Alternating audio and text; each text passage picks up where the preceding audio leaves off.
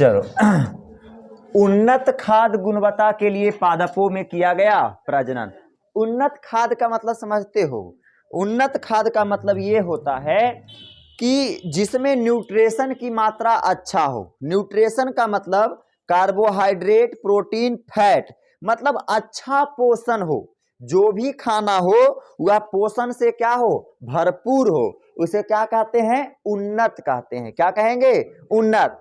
तो उन्नत खाद्य बोले तो इंप्रूव फूड क्वालिटी, मतलब आपके भोजन में क्वालिटी क्या हो? इंप्रूव हो। तो इसके लिए हम पादपों में क्या करेंगे? प्रजनन। आपकी कुछ बातें हम थोड़ा सा पहले बताते हैं, जानना जरूरी है, ध्यान रखिएगा।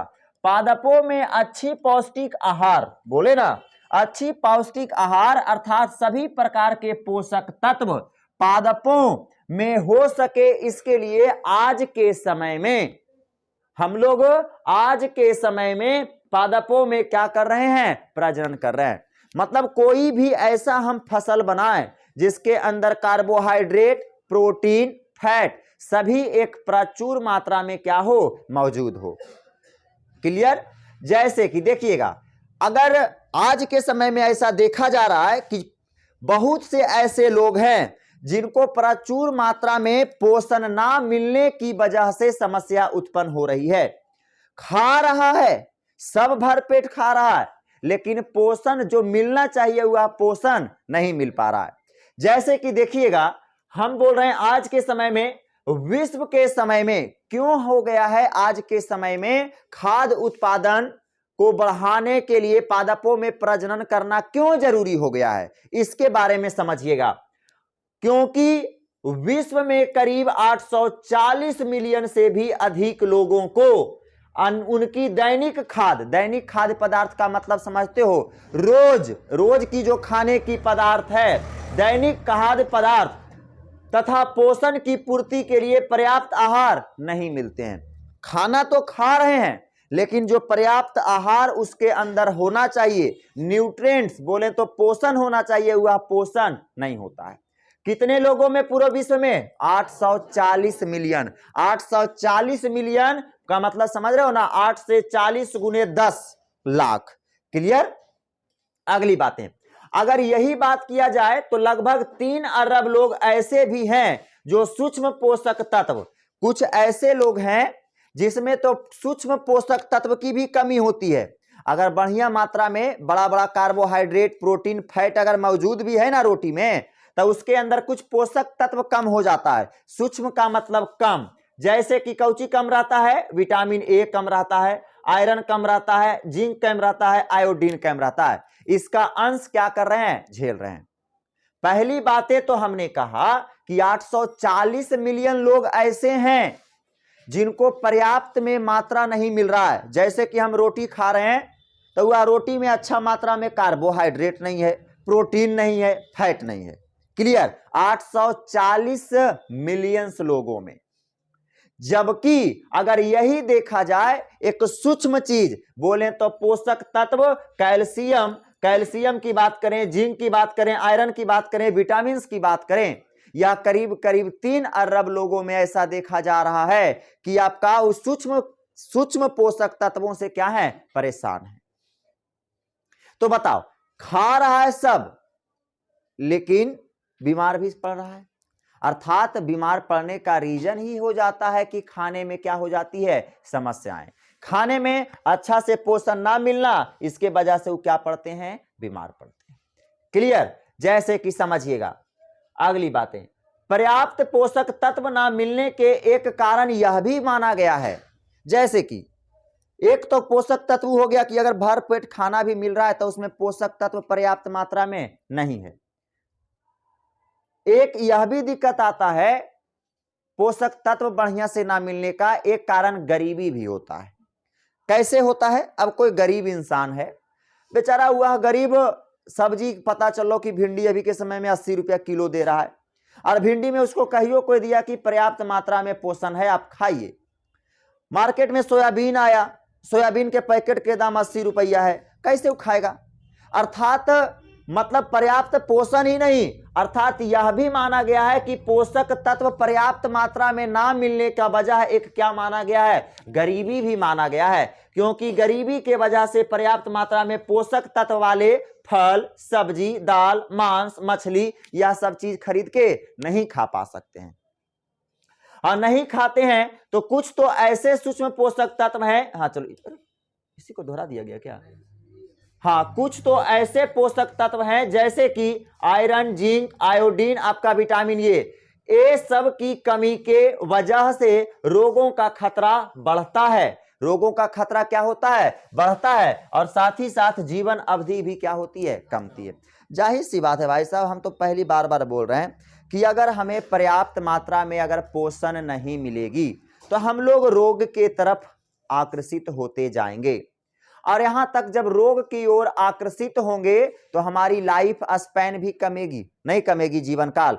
एगो तंदुरुस्त आदमी है जो जीवन में कभी बीमार नहीं पड़ा, एक है कि वह महीना में वो हेमासील चढ़ा रहा है, 6वें महीना पर हेमासील चढ़ावे पड़ रहा है, ताकत के सुइया लेवे पड़ रहा है, तो वह इंसान की जीवन अवधि, जीवन काल बोले तो लाइफ स्पैन भी क्या होता है, कम होता है।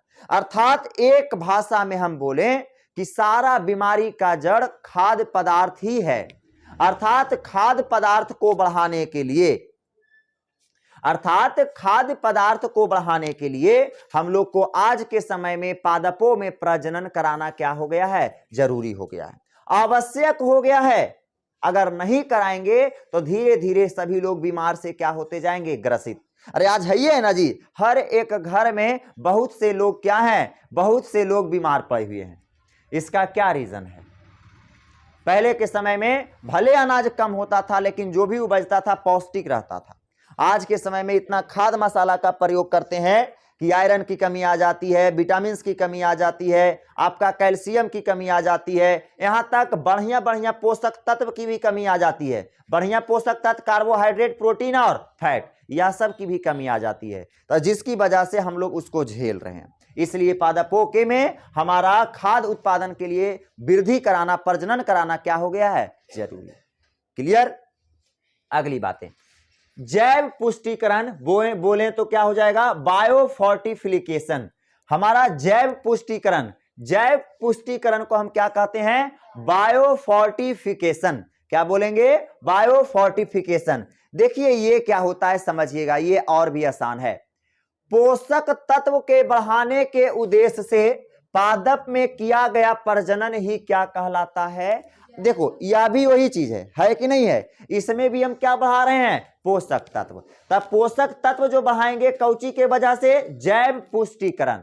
जैव पुष्टिकरण का मतलब बायोफोर्टिफिकेशन, पोषक तत्व के बढ़ाने के उद्देश्य से, मतलब जो आपके कार्बोहाइड्रेट, प्रोटीन, फैट के बारे में बोल रहे थे, अगर वह सब चीज के उद्देश्य से अगर पादपों में आप प्रजनन कराते हैं तो वह क्या कहलाता है, जैव पुष्टिकरण। जैसे कि देखिएगा कौची कौची के लिए आप कर सकते हैं, प्रोटीन की मात्रा की गुणवत्ता को क्या करने के लिए, बढ़ाने के लिए। अगला, तेल की मात्रा की गुणवत्ता को बढ़ाने के लिए, विटामिन की मात्रा के संतुलन बनाने रखने के लिए, सूक्ष्म पोषक एंड खनिज मात्रा के लिए करते हैं। क्लियर? यह सब हमने एक बार में जो बोल दिया है वही सब इतना विस्तार रूप में लिखा हुआ है। क्लियर? जैसे कि बहुत से जैव पुष्टिकरण से निम्नलिखित पौधे को उगाए गए हैं, मतलब कहे के मतलब हो गया पौष्टिक चीज मिल पाए, इसके लिए बहुत से पौधों क्या किए गए हैं, उगाए गए हैं। जैसे कि पहला नंबर में लिखिएगा, इधर ध्यान दीजिएगा, सन 2000 ईस्वी में मक्का की ऐसी संकर किस्में विकसित की गई। मक्का, मकई जानते हो ना, मक्का, और संकर किस्में मतलब तो समझ ही रहा होगा। संकर किस्में का मतलब क्या होता है, हाइब्रिडाइजेशन, और कैसे हाइब्रिडाइजेशन होता है तुम लोग जानते हो। तो सन 2000 ईस्वी में मक्का के ऐसी संकर किस्में विकसित की गई जिसमें महत्वपूर्ण अमीनो अम्ल लाइसिन और क्या प्रेजेंट था जी, ट्रिप्टोसिन क्या थे, प्रेजेंट थे। और वह मक्का कौन कौन था, शक्ति, रत्ना और कौन, प्रोटीन। जैसे कि देखिएगा, हमने ऐसा मक्का को सन 2000 ईस्वी में बनाया कि जिस मक्का के अंदर क्या ज्यादा था, अमीनो एसिड। क्या ज्यादा था, अमीनो एसिड। अब जब अमीनो एसिड ज्यादा होंगे तो उस मक्का से प्रोटीन भी ज्यादा निकलेगा। अरे अमीनो एसिड से ना प्रोटीन बनता है, और जब प्रोटीन अच्छा खासा रहेगा तो वह हमारे शरीर के लिए लाभदायक होगा। प्रोटीन से ही हम जानते हैं एंजाइम बनते हैं, अर्थात हमारे शरीर में एंजाइमों की भी कमी नहीं आएगी, अर्थात आचन पाचन में भी कभी समस्या नहीं आएगा। समझ रहे हैं ना बात को? अर्थात हम कह सकते हैं सन 2000 ईस्वी में, सन 2000 ईस्वी में कि हमारा जो है बायोफोर्टिफिकेशन से हमारा मक्का की ऐसी संकरण विकसित की गई जो कि जिसमें लाइसिन और क्या उपस्थित था जी, ट्रिप्टोसिन प्रेजेंट थे। जैसे कि मक्का का नाम है शक्ति, क्या नाम है? शक्ति। दूसरा मक्का का नाम क्या है? रत्ना। और तीसरा क्या है जी? प्रोटीना। ये सब हमारे क्या थे? मौजूद थे। अब बताओ, आप लोग को लगाते होंगे, हमको लगता है गांव घर में शक्ति सबसे ज्यादा लगता है, शक्ति मक्का। लेकिन बात अलग है कि हम लोग क्या करते हैं ना कि इस बार उपजाएं और ओकरे की करते हैं ऐसे करके उघाड़ के और टांग देते हैं छपरी में, और ओकरे खोल के मतलब हुआ ना कि निकाल के मक्का फिर ओकरे बो देते हैं। ऐसे हम लोग करते हैं कि नहीं करते हैं? करते हैं। तो यह हमारा जो, लेकिन इतना ध्यान में रखिएगा, शक्ति जो मक्का होता है सबसे बेटर मक्का होता है। इसके अंदर पोषण की मात्रा मतलब प्रोटीन की मात्रा अच्छी खासी होती है, रत्ना में भी होता है और प्रोटीना में भी होता है। देखिए दूसरा कौन लाया गया? उच्च प्रोटीन के अंश वाली गेहूं की भी किस्में विकसित की गई है, जिस गेहूं का नाम क्या है? एटलस 66। क्या नाम है जी? एटलस 66। एटलस 66 का प्रयोग करके, देखो एटलस 66 का प्रयोग करके और भी अच्छी नस्लें को क्या की गई है? पैदा की गई है। क्लियर? अब अगली बातें, सब्जियों और फसलों में पोषक अंश की कुछ अंश इस प्रकार होते हैं। जैसे कि कुछ सब्जियां हैं जिसमें कैसा कैसा पोषक तत्व होता है, इसमें आप देख सकते हैं। ये इसमें कौन से सब्जी में कैसा पोषक तत्व होता है। एक तरफ हम लिखे पोषक अंश कि कैसा कैसा पोषक अंश होगा, और सब्जी और फल का नाम देखिएगा। विटामिन ए की अगर कमी है तो क्या लेंगे? गाजर लेंगे, पालक लेंगे, कद्दू लेंगे। क्लियर? अच्छा, कद्दू के अंदर कल हम कुछ बताए थे कि कद्दू के अंदर कौन सा केमिकल होता है? बोलिए, जिसकी वजह से उसमें कीड़ा नहीं लगता है। नहीं बताए थे कल? बोलिए।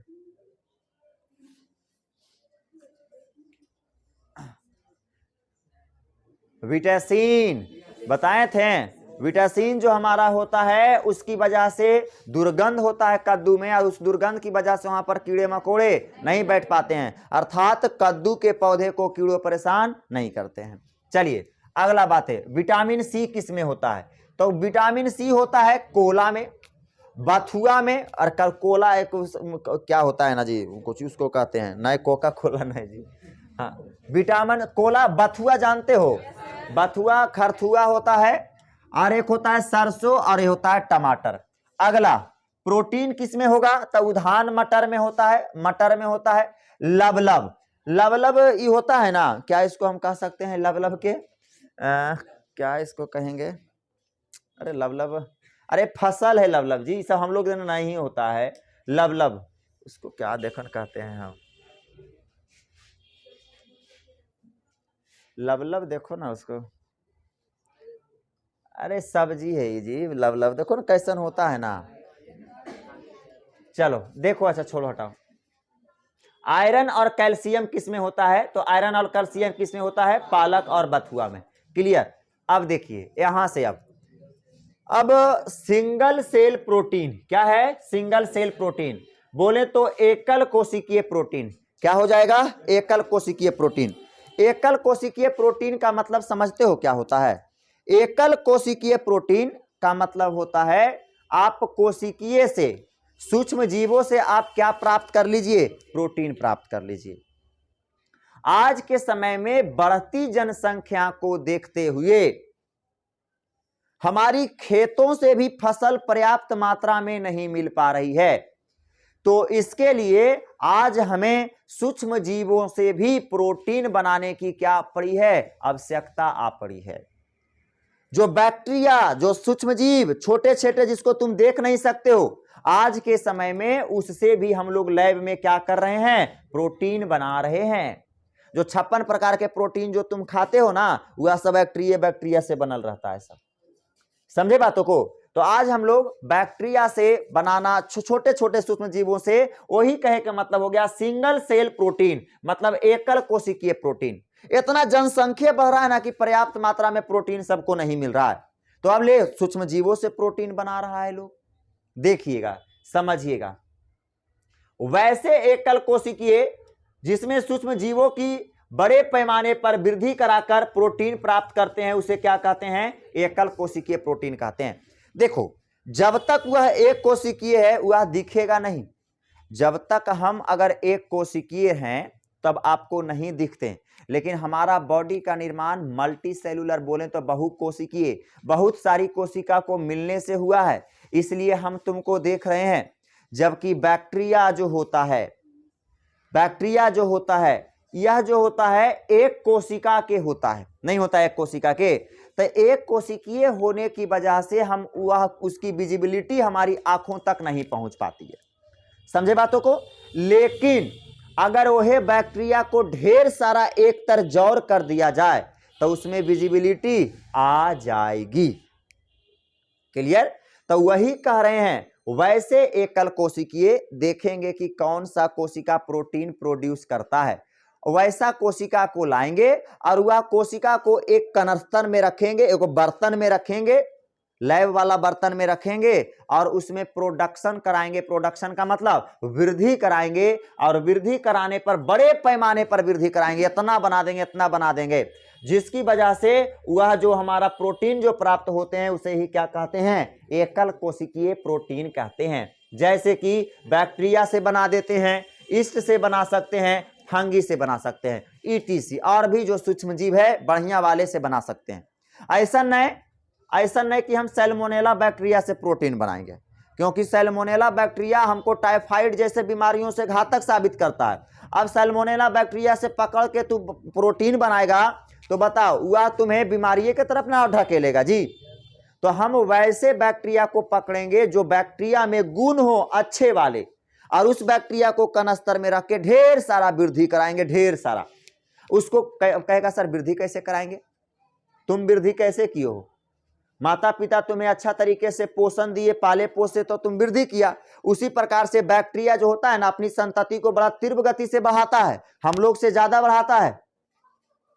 समझे बातों को? हम लोग से ज्यादा जनसंख्या की वृद्धि करता है बैक्टीरिया। तो बैक्टीरिया को कनस्तर में रख के और उसी कनस्तर में हम उसके पर्याप्त जो उसको खाना चाहिए, पोषण चाहिए, वह पोषण को उस कनस्तर में देंगे, तो आपको दिखेगा कि एक सप्ताह में ढेर मनी, इतना मनी हो गया है। समझे? और तुमको दिखे लगेगा, और जिस टाइम रखा था उस टाइम तुमको नहीं दिखेगा, क्योंकि वह उस टाइम क्या था, सिंगल सेल था। क्लियर? तो इस प्रकार से भी प्रोटीन बनाए जा रहे हैं। देखिएगा, अब हम आपको बताते हैं एकल कोशिकीय से प्रोटीन बनाने का उद्देश्य। वही बात जो हमने बोल दिया वही चीज लिखा होगा इसको लैंग्वेज में। इधर देखिएगा क्या है उद्देश्य। देश की बढ़ती जनसंख्या को देखते हुए एकल कोशिकीय से प्रोटीन का विकास करना आज के समय में क्या हो गया है, जरूरी हो गया है। क्योंकि अगर हम प्रोटीन के पूर्ति के लिए अंडे या प्रोटीन युक्त जीव को अगर खाते हैं, जैसे कि कुछ ऐसे भी होते हैं। पहला कारण देश में बढ़ती जनसंख्या के वजह से यह सब दिक्कतें आ रही है। अब आप देखिए, अगर अब हुआ क्या, कोई रुपया पैसा वाला आदमी है, तो रुपया पैसा वाला आदमी क्या करेगा, कहेगा कि प्रोटीन के लिए प्रोटीन खाना जरूरी है, हम गाय, मुर्गी, अंडा, उसको क्या बोलता है यार, अरे बकरी पालेंगे, यह सब बोलेगा। तो अगर प्रोटीन की पूर्ति के लिए तुम गाय, भैंस ये सब इत्यादि पालते हो, क्योंकि जैसे उससे दूध निकलता है तो उसमें प्रोटीन है ना जी, तो उसको तुम पालते हो, तो उसके पालने से होता क्या है, पर्यावरण को नुकसान पहुंचता है। क्या पहुंचता है, थोड़ा सा समझिएगा। पहुंचता ज्यादा नहीं है, हल्का सा।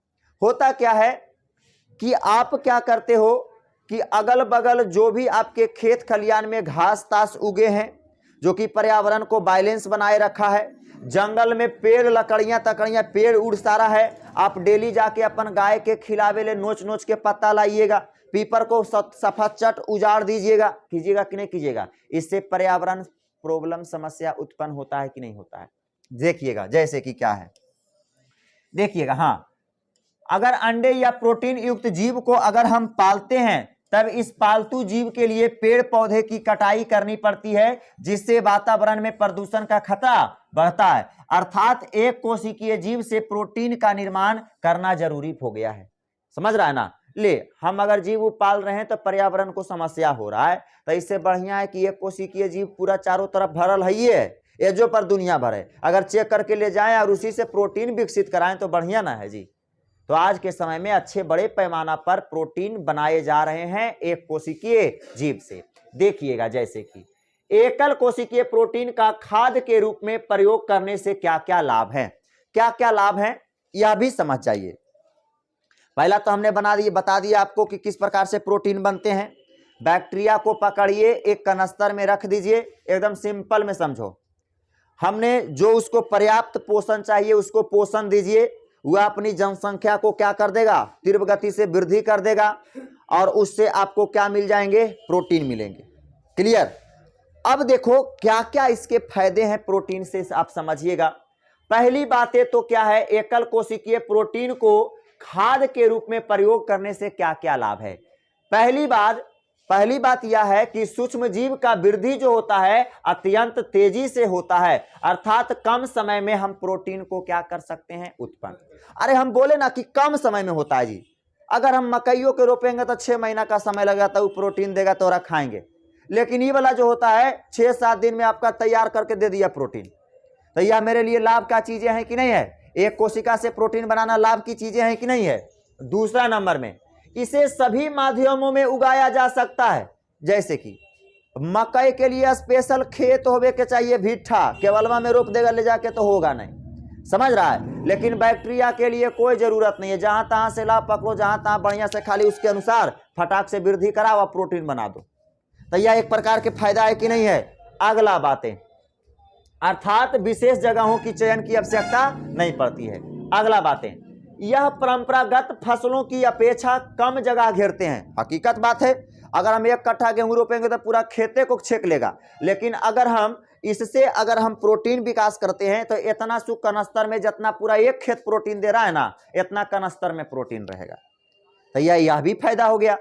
अगली बातें देखिएगा, हाँ, और पोषक भी भरपूर मात्रा में होती है। इसे उत्पादन करने में पर्यावरण पर इसमें उत्पादन करने में पर्यावरणीय परिस्थिति पर कोई भी जरूरत प्रभाव नहीं पड़ता है, पर्यावरण पर कोई भी प्रभाव नहीं पड़ता है। अगली बातें, यह गंदे स्थान पर भी उग जाते हैं, जिससे प्रदूषण से भी राहत मिलती है। नहीं होता है जैसे कवक तवक होता है, जिसको तुम उसको क्या कहता है जी, जो उगता है मशरूम, या मशरूम क्या होता है, जहां तहां उग जाता है, अलग अलग जगह पे उग जाता है। तो वह कूड़ा कचरा पर उगने की वजह से उससे क्या होता है ना कि वहां के खराब पोषण प्रदूषण जो होते हैं, प्रदूषित होते हैं, वह प्रदूषित क्या हो जाते हैं, समाप्त हो जाते हैं। क्लियर? अगली बातें समझिएगा। 5वां नंबर, इसे उगाने से पशुपालन जैसे नैतिक रूप से विवादित विषयों से बचा जा सकता है। देखो, अब कहेगा कि सर हमको समझ में नहीं आया। देखो, अगर हम लोग मुर्गी तुर्गी पालते हैं और मुर्गी को काटते हैं, बकरी पालते हैं और बकरी को काटते हैं, तो समाज में कुछ ऐसे महानुभाव भी हैं जो लोग कहते हैं कि देखी तो बकरिया के काट दल के बप्पा हो, बताएं तो जरी को एक दिल में दया है ये नहीं है, बताएं तो मुर्गा तुर्गा खाते रहा है, जरी को इसको दया है ये नहीं है, बोलता है ना। लेकिन अगर हम सूक्ष्म जीवों से अगर तैयार करेंगे प्रोटीन को, तो क्या कोई कुछ बोलेगा? नहीं बोलेगा। अर्थात हम कह सकते हैं विवादित विषयों, यह सब बतिया विवादित विषयों से क्या किया जा सकता है, बचा जा सकता है। क्लियर? हमने एक बात कही थी कि मशरूम जैसे बड़े कवकों से भी प्रोटीन क्या होते हैं, प्रचुर मात्रा में मिलते हैं। क्या कोई दिक्कत? अब यहां से एकल कोशिकीय की बातें हम कल करेंगे। क्लियर? सब लोग याद करेगा पहला चैप्टर, और फिर दूसरा चैप्टर भी पूछेंगे,